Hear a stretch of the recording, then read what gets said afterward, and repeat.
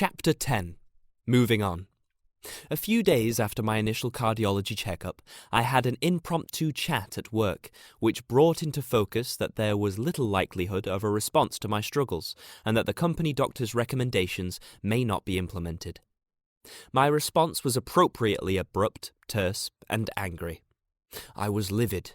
The bitterness, anger, frustration, and resentment that I'd been feeling for a few weeks reached boiling point. I could feel my heart rate start to increase, my blood pressure shot up, and I felt completely let down.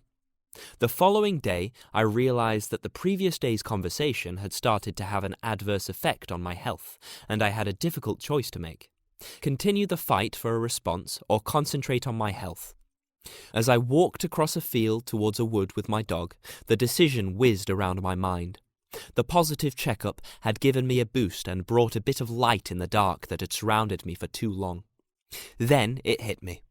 I only had one choice, one option, one chance of progress in my recovery: to decide to follow the path that would continue to improve my health.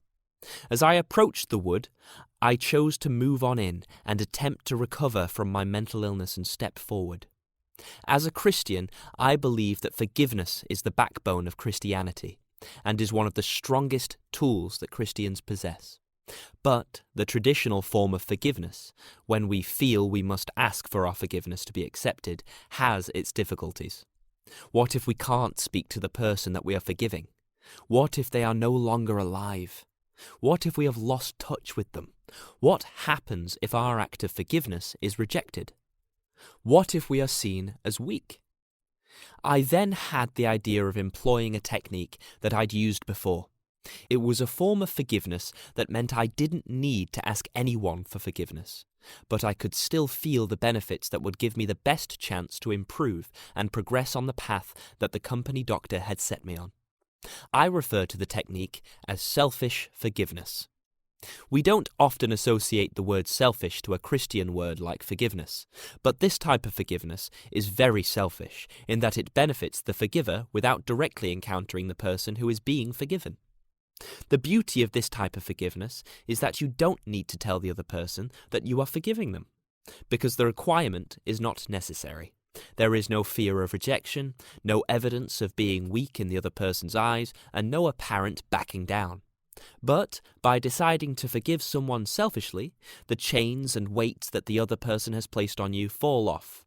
Your mind becomes focused, and the bitterness, anger, resentment, frustration, and disappointment start to reduce, allowing you to have a clearer mind to work on your progress instead of being held back by the inadequacies of others. As soon as I made this decision, a sense of enriching positivity spread through my body and eased the grip of the destructive negativity that had taken hold. Making the decision to selfishly forgive another person is only half the story. You also need to ensure that it has an effect on your personality and demeanor going forward. By replacing the negativity with positivity, you feel more able to make changes to the way you approach situations. It is very important to change the way you are when you are in situations with the other person.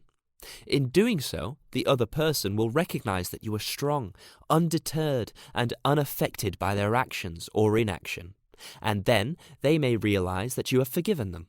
But that is not a prerequisite to your progress.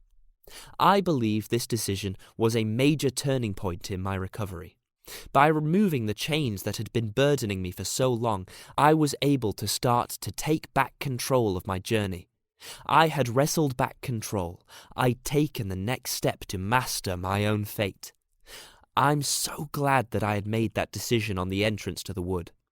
The moment you realize that life is too short to allow other people's failings, inadequacies, and deficiencies to affect you, the bitterness, anger, pain, and frustration disappear. Your mind is at rest, your heart is at peace, and the grimace is replaced with a smirk.